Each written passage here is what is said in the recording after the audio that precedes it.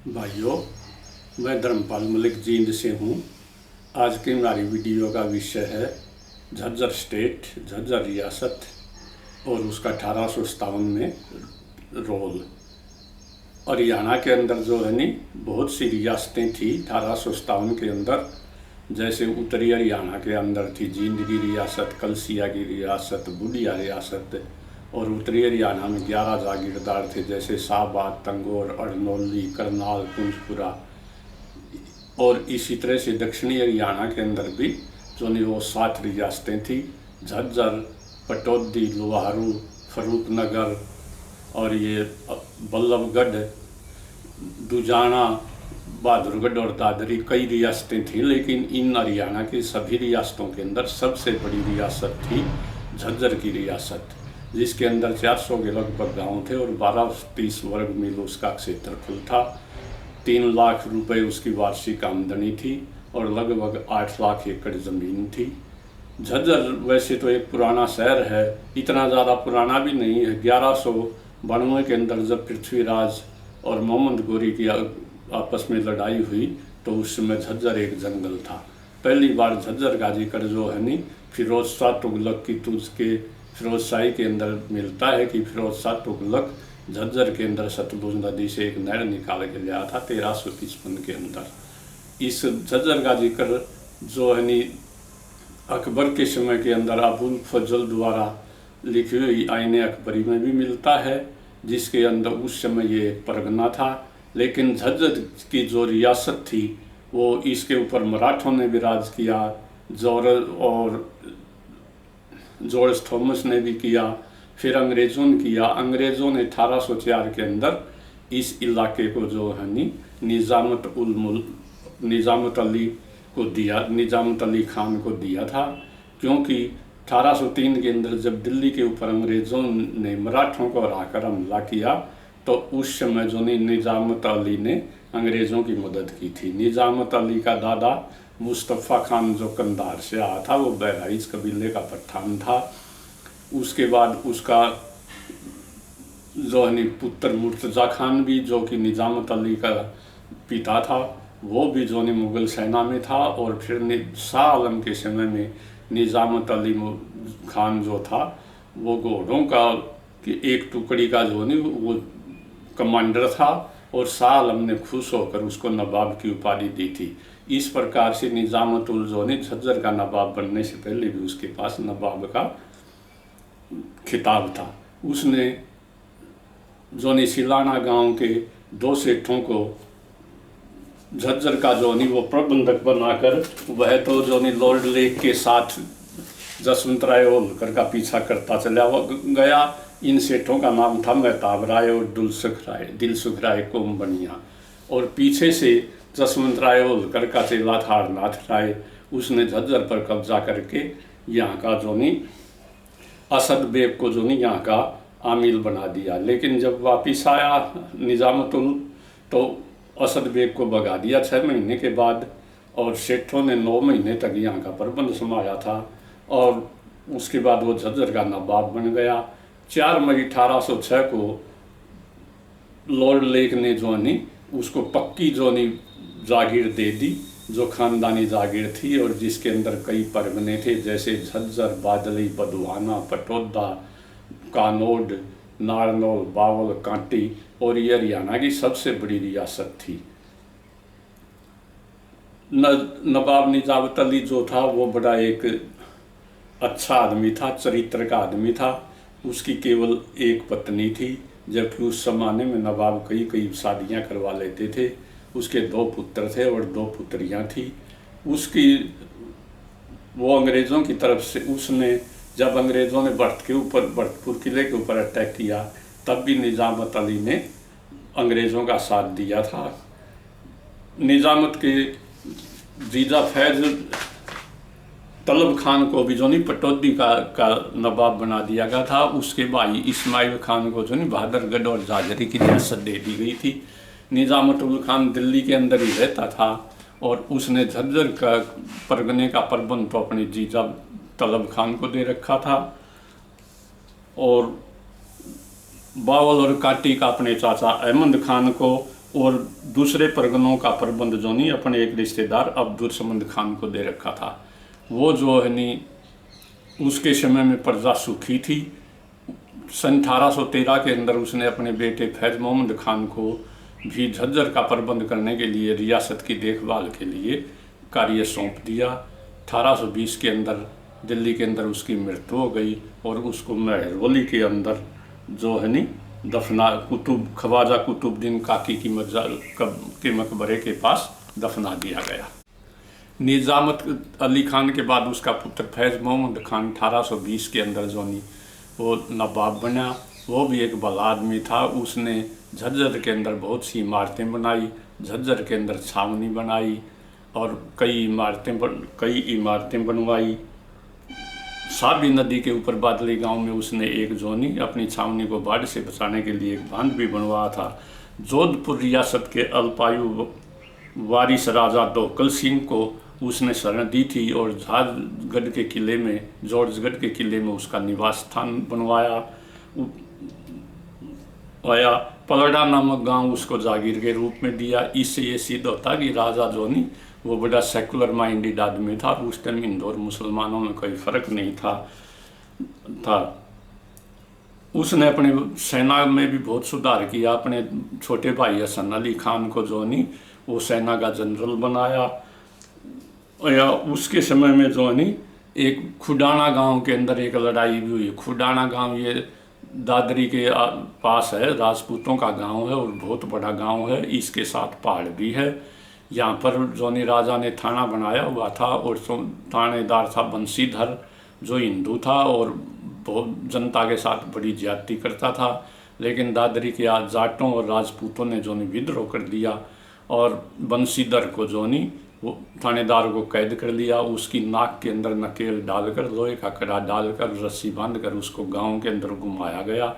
इसकी सूचना दादरी के तहसीलदार ज्वाला प्रसाद ने नवाब के पास भेजी। राजा ने अपने दीवान दीवान को जो है नी गाँव पलड़ा के अंदर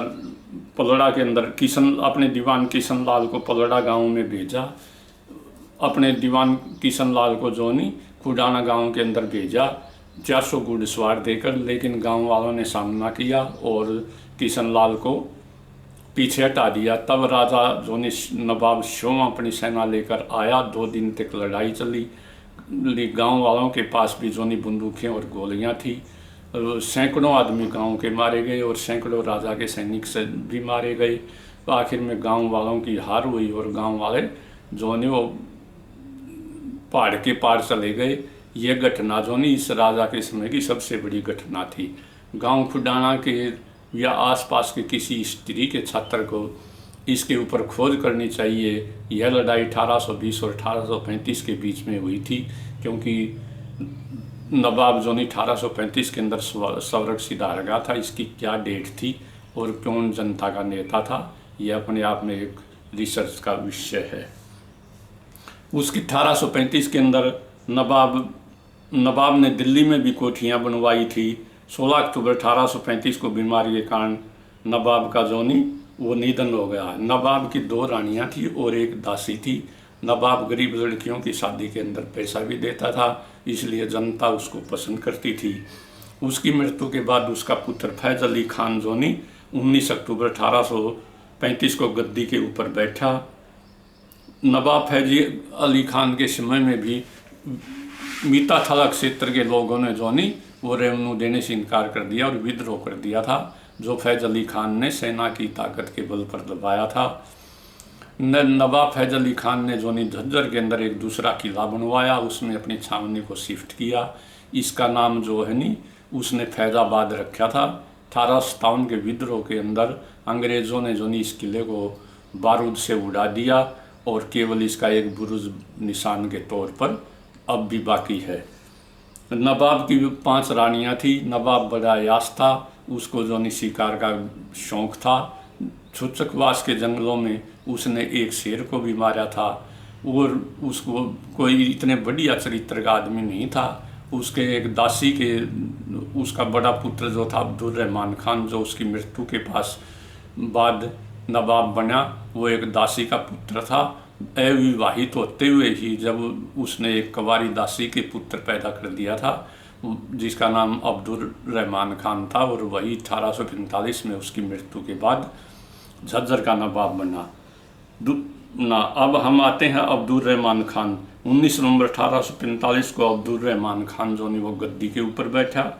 अब उसके भाई अली मोहम्मद ने एतराज़ भी किया कि ये दासी पुत्र है, लेकिन बड़ा होने के कारण उसको गद्दी मिली। उसने कई इमारतें बनवाई, झज्जर के अंदर 12 बदरी महल और मस्जिद बनवाई जो अब भी मौजूद है।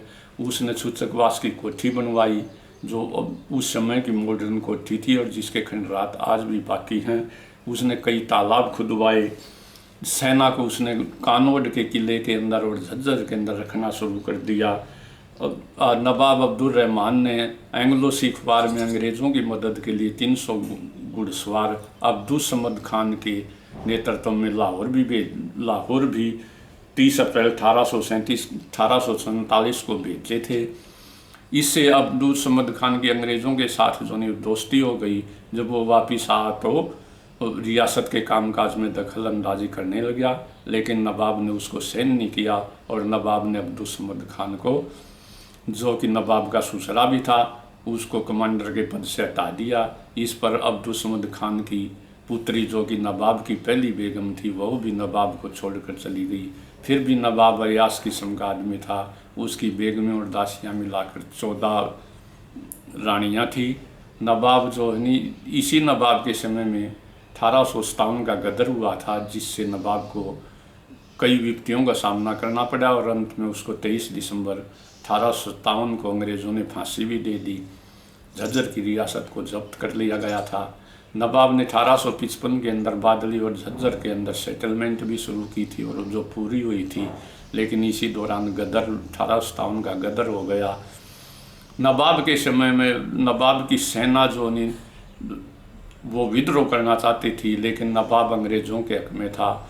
असल में वास्तव में नवाब जो नहीं वो फिकल माइंडेड आदमी था, वो कोई डिसीजन नहीं ले सका। वो अंग्रेज़ों को भी खुश रखना चाहता था और बहादुर शाह जफ़र को भी खुश रखना चाहता था। जब रोहतक के डीसी लोच ने 12 मई को उस सेना की मदद के लिए सेना मांगी तो नवाब आनाकानी करता रहा। फिर उसने 14 जो नहीं वो मई 1857 को सेना मांगी, तब भी नवाब आनाकानी करता रहा। अंत में 18 मई 1857 को नवाब ने रोहतक के अंदर 50 घुड़सवार भेज दिए। इसी प्रकार उसने गुड़गांव के डीसी की सुरक्षा के लिए भी मई 1857 में ही जो नहीं वो 50 घुड़सवार भेजे थे। 21 मई 1857 को उसने अपने सेनापति अब्दुल समद खान और अपने ससुर इब्राहिम अली खान को नवाब के पास भी भेज दिया। वहाँ उन्होंने सेना की कुछ घुड़सवार देकर वहाँ पर उन्होंने नई सेना की भर्ती शुरू कर दी, जिसमें 400 इन्फेंट्री के जवान थे और 250 घुड़सवार थे। इन्फेंट्री के जवान को 5 रुपये महीना मिलते थे और घुड़सवार को 20 रुपये महीना मिलते थे। घुड़सवार को अपना घोड़ा खुद ले आना पड़ता था। उसने अपना उस समय बहादुर शाह के दरबार के अंदर अपना दरबारी भी नियुक्त किया। उसका नाम गुलाम अली था, जिसे वकील कहते थे, दरबारी को वकील कहते थे। इस प्रकार दूसरी तरफ राजा अंग्रेज़ों के साथ भी पत्राचार करता रहा। उसने आगरा के कमिश्नर के पास भी चिट्ठी लिखी कि उसके लिए क्या आदेश हैं, लेकिन जोनी नवाब कोई डिसीजन नहीं ले सका। नहीं तो वो जोनी पूरा जब तक विद्रोह रहा मई से अक्टूबर तक उन्हें रियासत के अंदर ही रहा। वो छूछकवास, कानोड और झज्जर के किले में आराम करता रहा। बहादुर शाह जफर ने उससे कई बार पैसे मांगे, लेकिन नवाब ने कोई 1 रुपया भी नहीं दिया। आखिर में नवाब ने इसको सेना भेजी। बखत खान ने जोनी उसके भाई हसन अली को भेजा और तब नवाब ने मुश्किल से 60,000 रुपये दिए और 40,000 रुपये का वादा किया, लेकिन सेना के वापस आने के बाद नवाब मुकर गया। नवाब ने कई अंग्रेज़ों को भी शरण दी, जिसमें किचनर की पत्नी, उसके बच्चे और दूसरे कई अंग्रेज़ थे।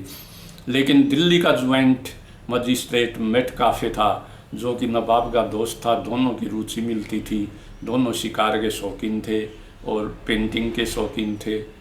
दोनों बड़े अच्छे दोस्त थे। जब जोनी 17 मई को मेट काफे नवाब के पास आया तो नवाब कोई फैसला न कर सका।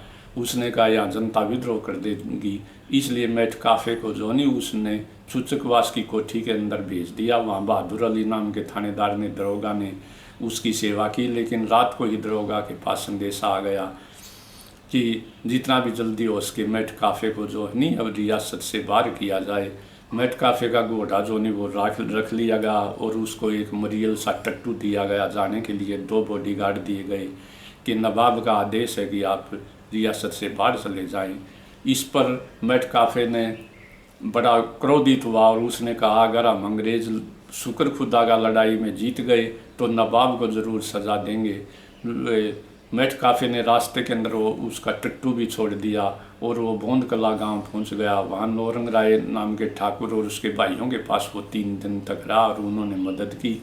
उसके बाद मेट काफे भिवानी वो था अलेक्जेंडर स्किनर के पास हाँसी पहुंच गया। वहाँ से जींद से पानीपत और फिर वापस लड़ाई में शामिल होने के लिए वो दिल्ली पहुंच गया। लड़ाई जीतने के बाद मेट काफे ही जो नहीं फांसी दिलवाने वालों में सबसे मेन गवाह था और उसकी गवाही के ऊपर जो है नहीं नवाब को फांसी मिली थी। नवाब 12 अक्टूबर 1857 को ब्रिगेडियर सावर्स जो नहीं वो झज्जर पहुंच गया। उसने राजा को बुलाया। राजा चूचक ने लड़ने की बजाय सरेंडर कर दिया। वह चूचकवास की कोठी में ब्रिगेडियर सावर्स के सामने पेश हो गया। उसे अरेस्ट कर लिया गया। झज्जर के किले से 35,47,000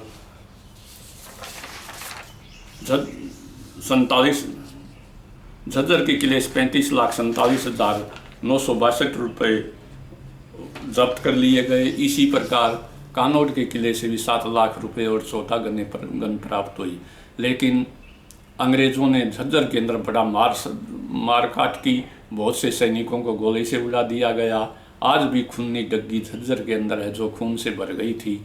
कुछ सैनिक भागकर नाड़ पहुंच गए और जब वहाँ से सावर्स ने सेना की 2 टुकड़ी कर दी। एक तो झज्जर के लिए चली और दूसरा कानौड़ पर कब्जा करने के लिए। लेकिन एक टुकड़ी पियर्स होरस की जो हनी डंकन के नेतृत्व लॉरेंस के नेतृत्व में 120 सैनिकों की टुकड़ी पहले ही नाड़ पहुंच गई। यहाँ झज्जर के जो भगोड़े से भागे हुए सैनिक थे और गांव मुमताजपुर जो नाड़ से 4 किलोमीटर पड़ता है, ये रांगड़ो का गाँव था, वहाँ के जुबान थे। उनने लॉरेंस की टुकड़ी को बुरी तरह से काट डाला और उसके कोई 5-7 सिपाही उनके घोड़े छीन लिए। 5-7 सिपाही बचकर वापस झज्जर पहुँचे। तब झज्जर से सेना आई और नाड़ के ऊपर अटैक किया गया। गांव मुमताजपुर के ऊपर अटैक किया गया।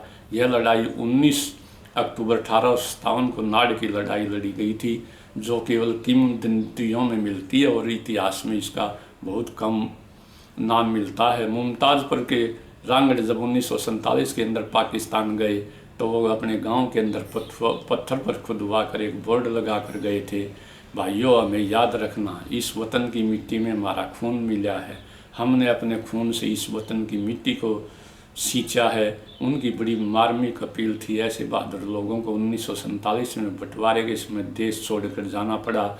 फिर 19 अक्टूबर को ही कानौड़ के किले पर कब्जा कर लिया गया।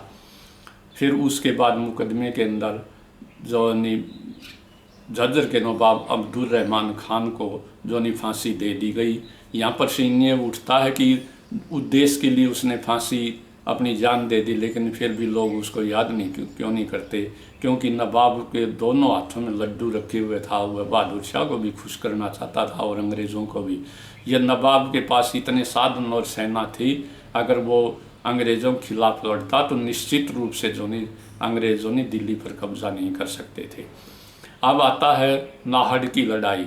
ये इलाका बड़ा क्रांतिकारी इलाका रहा है और जो है इस इलाके के लोगों ने जब 1857 के अंदर ये दादरी का इलाका जो राजा स्वरूप सिंह जींद के राजा को दे दिया गया।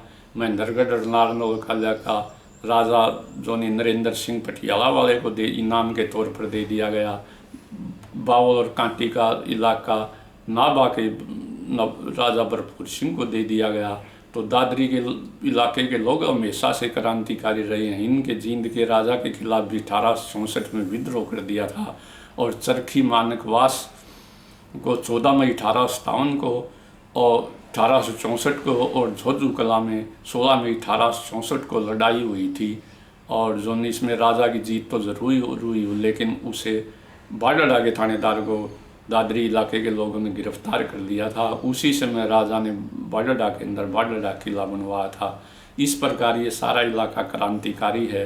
जब 20 सितंबर 1857 को अंग्रेज़ों ने दोबारा दिल्ली के ऊपर कब्जा कर लिया, लेकिन इस दक्षिणी हरियाणा के लोगों ने बड़े बहादुरी से काम लिया। वो दबे नहीं, उन्होंने क्रांति की ज्वाला को जलाते हुए रखा। और इस तरह की एक लड़ाई 16 नवंबर 1857 को नारनौल के पास नसीबपुर गांव में लड़ी गई थी, जिसे नारनौल की लड़ाई या नसीबपुर की बैटल कहते हैं। यह हरियाणा की आखिरी बड़ी लड़ाई थी। इसमें हरियाणा के सभी क्रांतिकारी नेता शामिल थे, जिसमें राव तुलाराम था और झज्जर का कमांडर अब्दुल समद खान और मोहम्मद अजीम जो भट्टू का पेट्रोल थानेदार था और जिसने हिसार डिस्ट्रिक्ट के अंदर क्रांतिकारियों का साथ नेतृत्व किया था। वो फिरोजपुर से भागी हुई सेना की टुकड़ी का नेता था। इसी प्रकार जोधपुर लीजियन ने 21 जोधपुर की सेना ने 21 अगस्त 1857 को वो विद्रोह अंग्रेज़ों के खिलाफ विद्रोह कर दिया। वो दिल्ली के लिए चले। रास्ते में उन्होंने जोधपुर और जयपुर की सेनाओं का सामना करना पड़ा।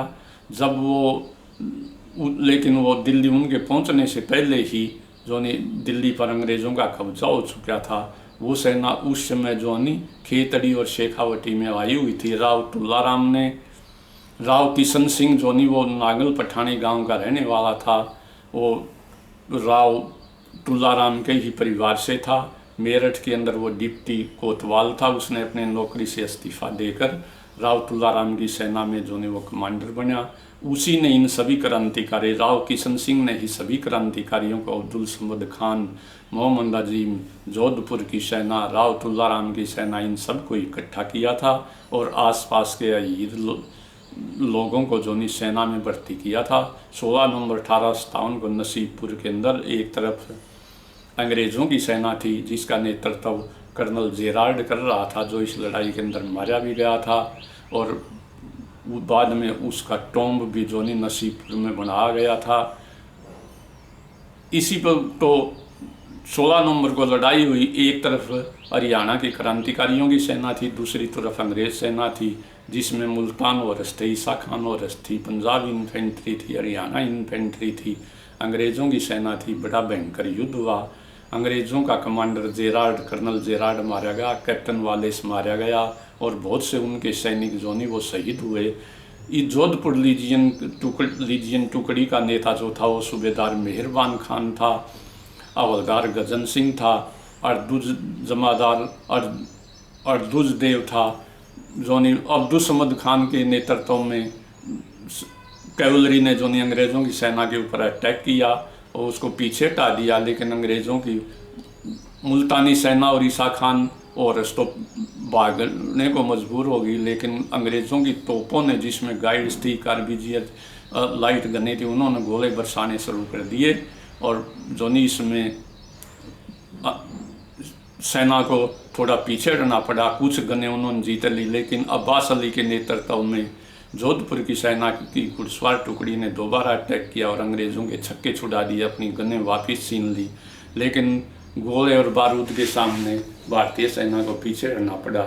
इस लड़ाई में भारतीय सेना की हार तो ज़रूर हुई, लेकिन अंग्रेज़ों की इतनी हिम्मत भी नहीं थी वो इस सेना का पीछा कर सकें। वो बड़े इत्मीनान से नारनौल कर छोड़कर जो राजस्थान के राजपूत थे वो तो अलवर की तरफ चले गए और जोधपुर की टुकड़ी में ज़्यादातर पूर्वीय थे, जमुना पार के, वो अपने इलाके में चले गए। इस लड़ाई के अंदर अब्दुल समद खान का पुत्र घोष मोहम्मद खान शहीद हो गया। मोहम्मद अजीम जो हिसार का था वो शहीद हो गया। राव किशन सिंह और उसका छोटा भाई रामलाल वो शहीद हो गए। अंग्रेज़ों के भी बहुत से अफसर और सैनिक मारे गए। ये लड़ाई इस लड़ाई के बाद झज्जर रियासत के टुकड़े करके वो कानौड और नारनौल राजा नरेंद्र सिंह पटियाला को दे दिए, दादरी का इलाका राजा स्वरूप सिंह जींद को, बावलकांटी का इलाका राजा भरपूर सिंह नाभा को दे दिया गया। राजा नरेंद्र सिंह ने 1861 के अंदर अपने पुत्र के नाम जो महेंद्रगढ़, कानोड का नाम बदलकर महेंद्रगढ़ रखा, जो आज तक कायम है। लोगों को चाहिए कि मांग करनी चाहिए कि इसका नाम महेंद्रगढ़ से बदलकर राव किशनगढ़ रखना चाहिए, क्योंकि वही असली क्रांतिकारी था और उसी ने सभी लोगों को इकट्ठा किया था। और जाटों को भी चाहिए कि उन्होंने पटियाला के राजा को जो जाट सभा का प्रेसिडेंट बना रखा कैप्टन अमरिंदर सिंह को, उनको भी इस बात पर विचार करना चाहिए, क्योंकि महाराजा आला सिंह ने जिसने पटियाला रियासत की नींव रखी थी, उसको राजा का टाइटल अहमद शाह अब्दाली ने, जिसने 1761 में मराठों को रहा था, उसने दिया था। और अंग्रेज़ों ने जो उसको इनाम के तौर पर ये महेंद्रगढ़ और नागनौल का इलाका दिया था। इन सब सेनाओं राजाओं ने अंग्रेज़ों का साथ दिया था। भाइयों, अगर ये वीडियो आपको पसंद आए तो प्लीज़ सब्सक्राइब और लाइक ज़रूर कर देना। जय हिंद।